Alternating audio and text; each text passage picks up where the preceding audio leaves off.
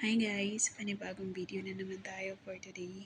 At yes, iba na naman yung background ko at nasa ibang bahay na naman po ako. Kasi wala yung employer ko, so dito muna ako mag-stay sa anak niya at dito ako sa sala na to pinatulog. So, yun.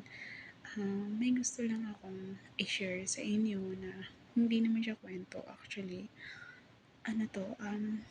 Gusto kong sabihin sa inyo dun sa mga taong palaging available sa lahat ng oras, sa mga taong nakapaligid sa kanila na i-control nyo.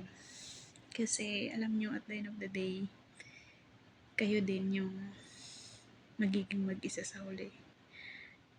Hindi ko naman sinasabing huwag kayong maging ganun, pero kasi ako sa karanasan ko, dati, palagi, yung tipong palagi kang nandyan, hindi man sa lahat ng bagay, pero yung every time na kailangan ka nila, kausap, karamay, kakwentuhan, kasama, alam mo yun, lalapit sila sa'yo.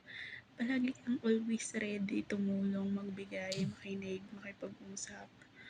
Pero, dumarating yung point na pag ikaw na yung nangangailangan ng someone,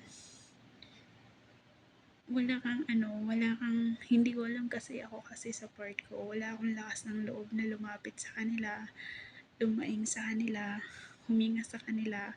Kasi ayoko kasi yung part na parang makakadagdag pa ako sa kung ano yung pagdadaanan nila. Siguro choice ko yun. Pero yung iba kasi sa atin, di ba? Parang mararamdaman mo kung gusto ka nilang i-entertain o hindi. Kung gusto ka ba nilang pakinggan o hindi, di ba? So, mararamdaman mo yun at pakiramdam mo hindi sila willing at wala sila. Parang magiging mag-isa ka na lang, mas pipiliin mo na lang maging mag-isa.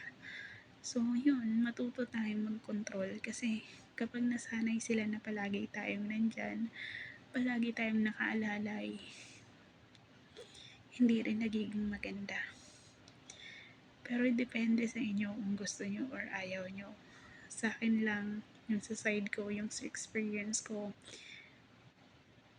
natuto ako na wag laging maging available sa lahat ng oras. Mas gusto ko na lang magkaroon ng peace of mind sa sarili ko kaysa palaging intindihin yung side nila, yung sa kanila. Sa tuwing kailangan ko, hirap din ako lumapit sa kanila or hirap akong i-approach sila kasi pakiramdam ko hindi naman sila pwede or hindi sila interesado.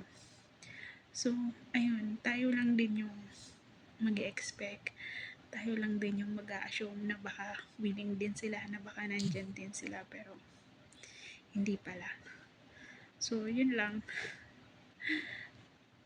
God bless everyone.